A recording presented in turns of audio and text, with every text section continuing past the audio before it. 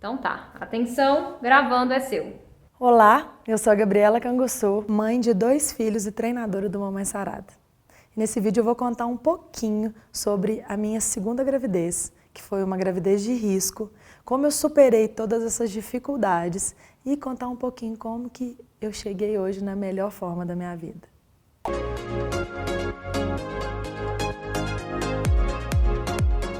Então olha só, eu tive o Davi, foi uma gestação, a minha primeira gestação. Casei, 3 anos depois falei, eu quero ser mãe. E aí engravidei, e foi uma gravidez, gente, assim, maravilhosa. Eu sempre fui atleta, eu tive um histórico de atleta a vida toda, eu joguei voleibol, sempre treinei. E quando eu engravidei do Davi, não foi diferente. Então eu treinei durante toda a minha gestação, sempre fiz atividade física, sou formada em educação física, tenho mestrado em ciências do esporte e atividade física sempre fez parte da minha vida. E aí, na gravidez do Davi, eu treinei como uma pessoa normal. Eu corria, eu treinava musculação, eu treinava funcional, eu fazia tudo na minha vida. E tive uma gestação super saudável, o Davi desenvolveu, nasceu no tempo certo, foi uma gestação maravilhosa. Eu engordei 11 quilos em 9 meses, o Davi nasceu a termo. Foi um parto cesariana, mas foi tudo perfeito. Minha segunda gestação, quando o Davizinho fez 1 aninho, eu olhei para meu marido e falei assim, eu quero ser mãe de novo. E você? Quer ser pai de novo? Ele, quero. Eu falei, então vamos ter logo, porque eu quero um pertinho do outro.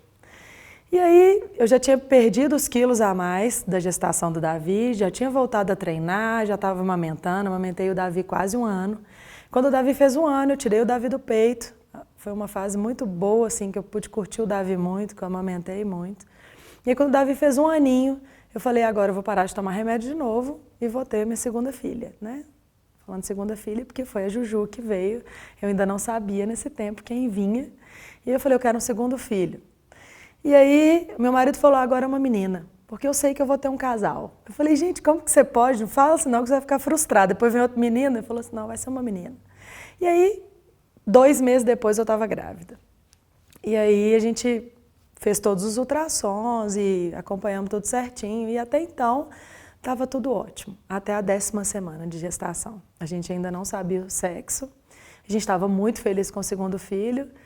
E com 10 semanas eu dando aula, eu trabalhava em academia, eu senti que desceu algo, que escorreu algo e eu fui no banheiro conferir e eu tinha tido um sangramento assim absurdo, foi uma coisa assim que eu nunca imaginei ter. Me assustei bastante porque foi uma quantidade grande de sangue e eu não estava sentindo dor nenhuma, eu estava super bem. Liguei pro meu marido e falei, amor, eu tô tendo sangramento, eu acho que eu perdi o bebê.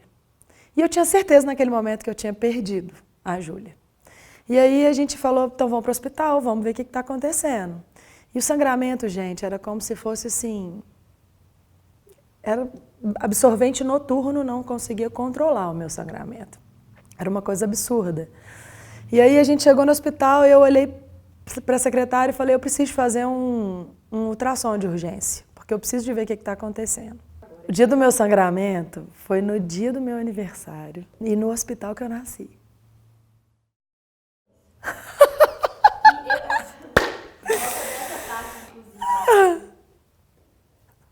É porque é muita emoção, né?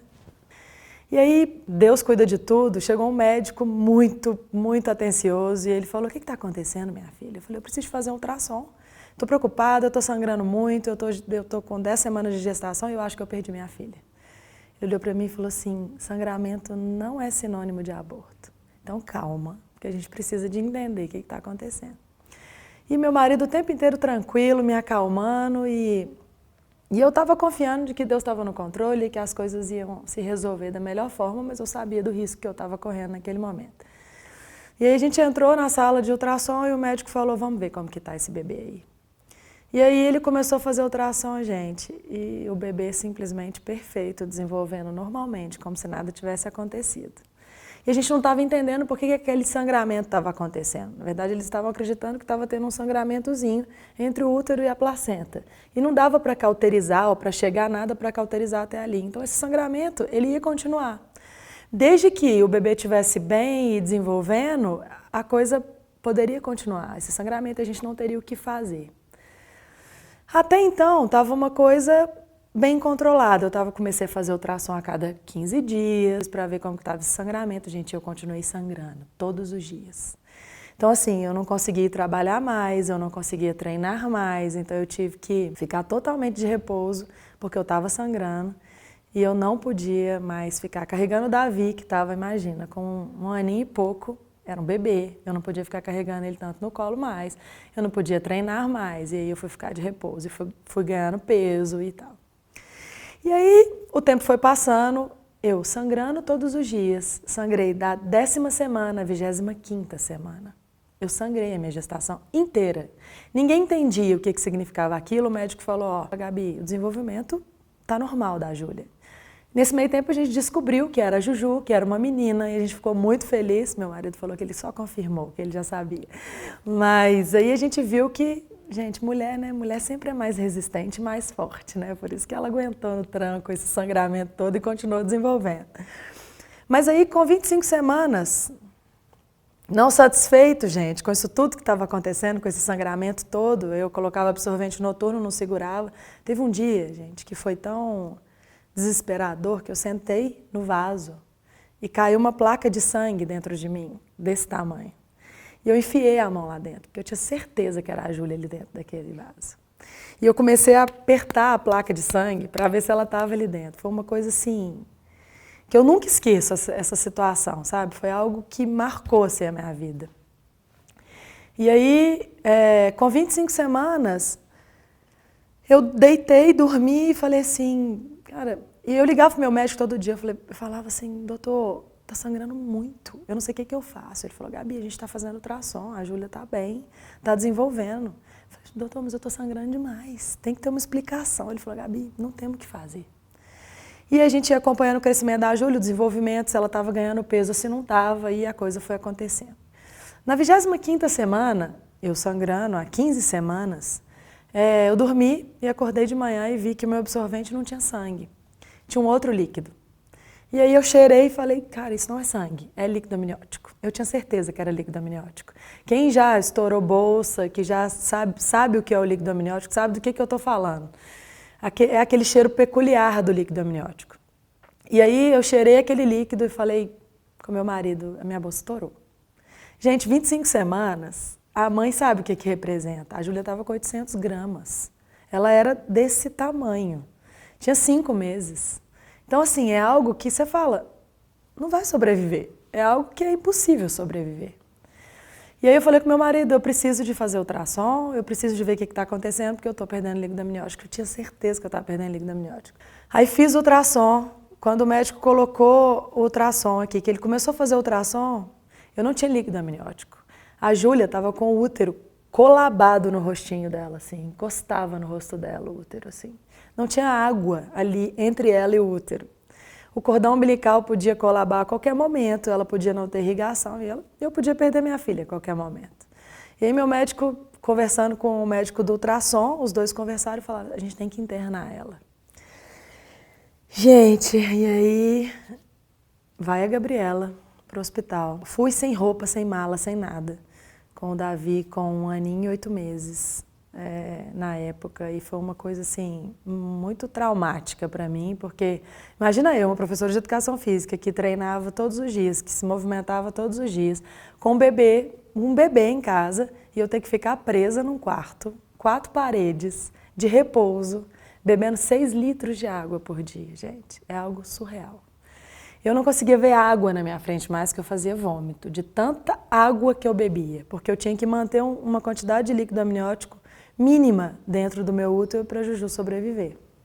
E aí eu fiquei naquele quarto internada e eu fazia ultrassom um dia sim, um dia não, e fazia exame de sangue um dia sim, um dia não, porque a chance de ter infecção era gigante.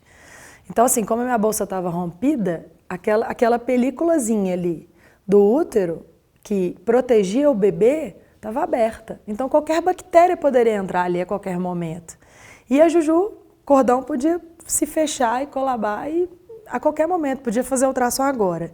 10 minutos depois, a Juju podia não estar viva. Então era algo assim, gente, foi literalmente depender de Deus mesmo, porque era um dia após o outro, um dia após o outro. Foi muito difícil essa fase, e aí nesse tempo eu fiz um diário, eu tenho esse diário, eu tenho ele todo descrito, com cada detalhe, quem me visitou no hospital, quem foi me levar uma palavra de conforto.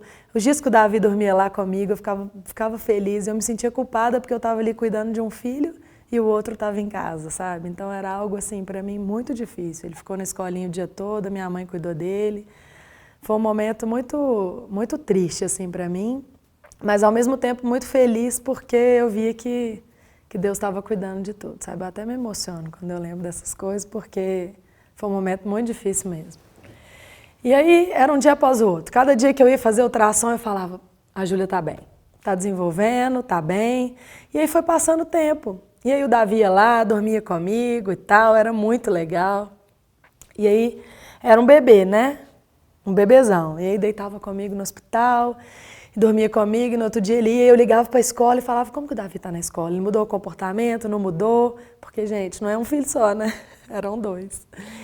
E aí a professora falava: não, fica tranquila, ele está com comportamento normal, ele está ótimo, ele não está sentindo, não impactou em nada essa situação para ele. A sua mãe está super presente e a vida continuou. E o Davi piquititinho e tal.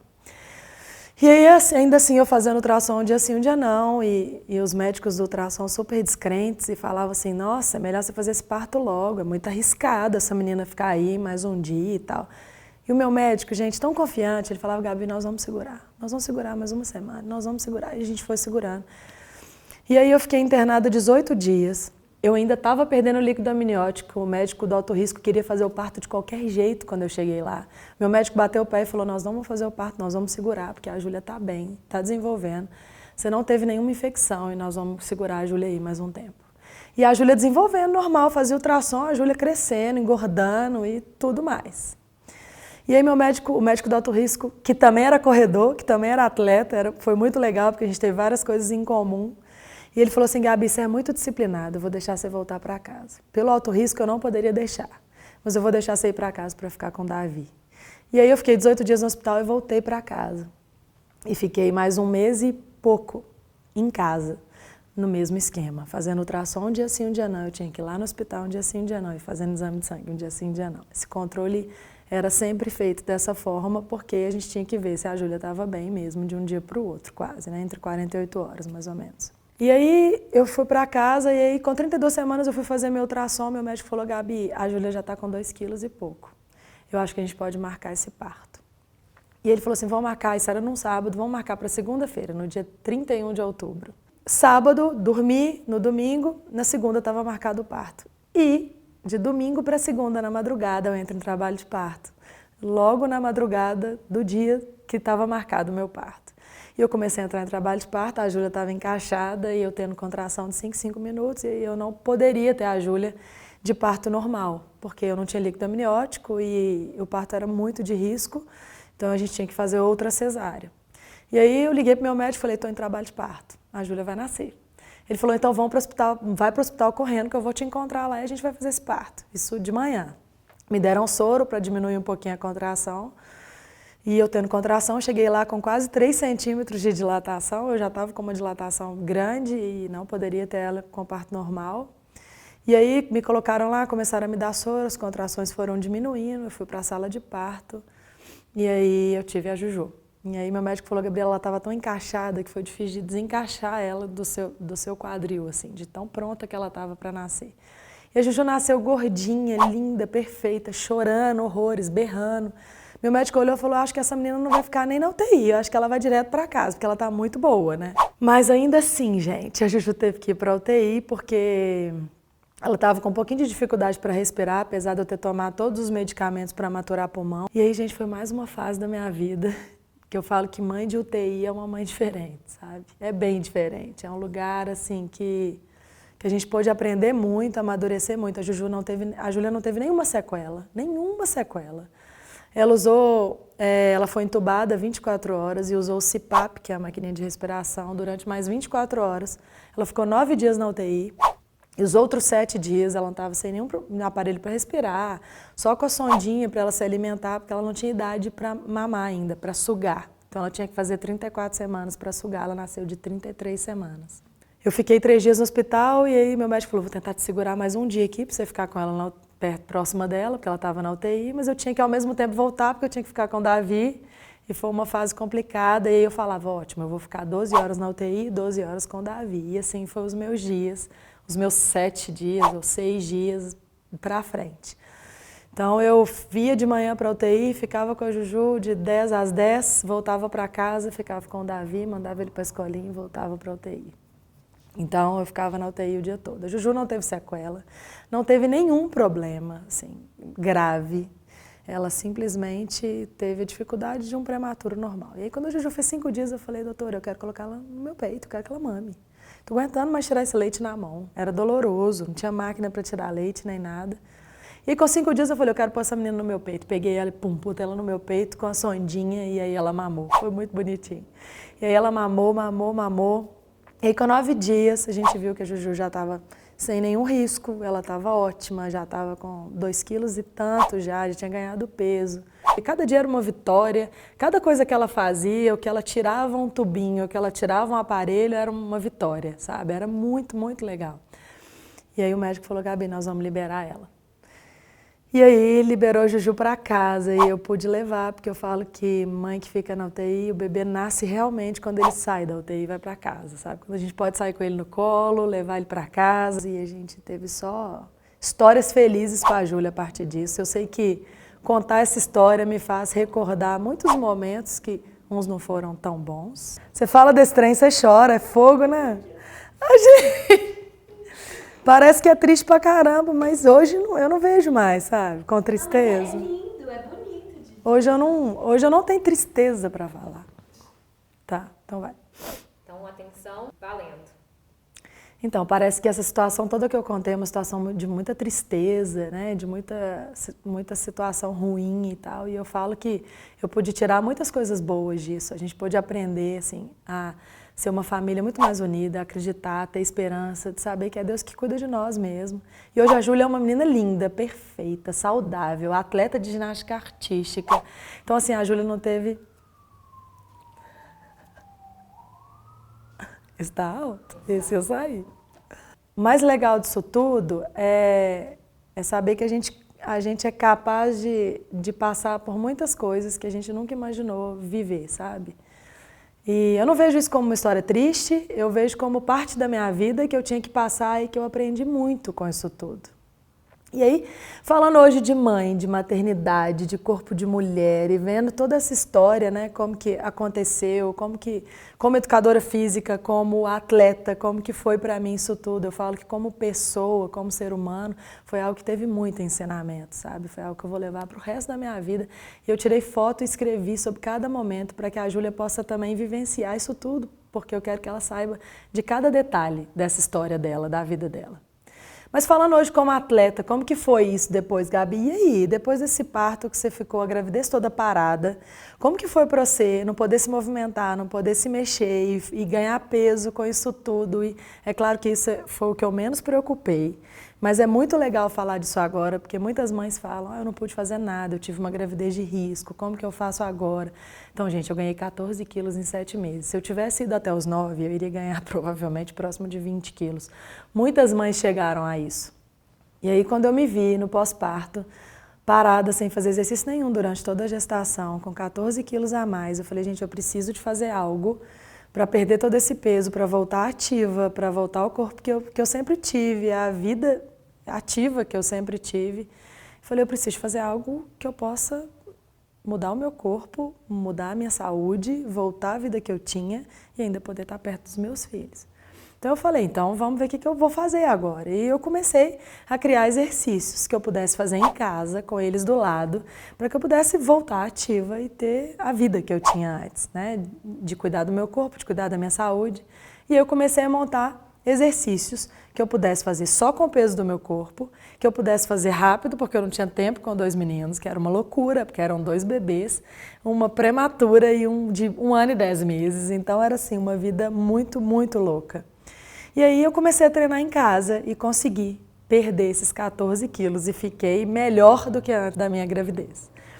E aí, pensando nisso tudo e vendo que eu consegui conquistar aquele corpo que eu tinha antes, ainda consegui cuidar da minha saúde e ainda estar perto dos meus filhos, eu falei, gente, eu preciso de pensar em algo para ajudar mães como eu, que passaram pela mesma situação. Só mãe sabe o que a gente precisa no pós-parto.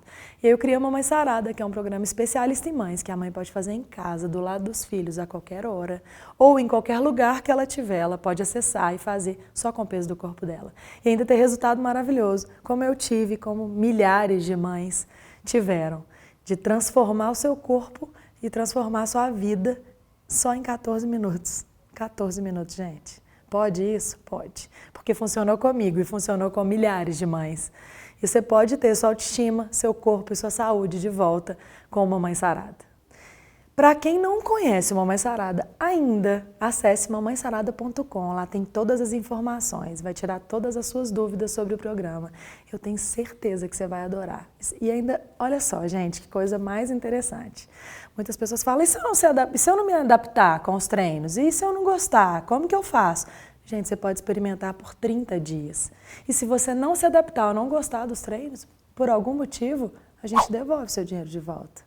Mas eu tenho certeza que você vai me agradecer depois por começar a fazer esse treino que vai mudar a sua vida, como já mudou a vida de milhares de mulheres, como você e como eu. Olha só, eu espero vocês numa Mãe Sarada, tá?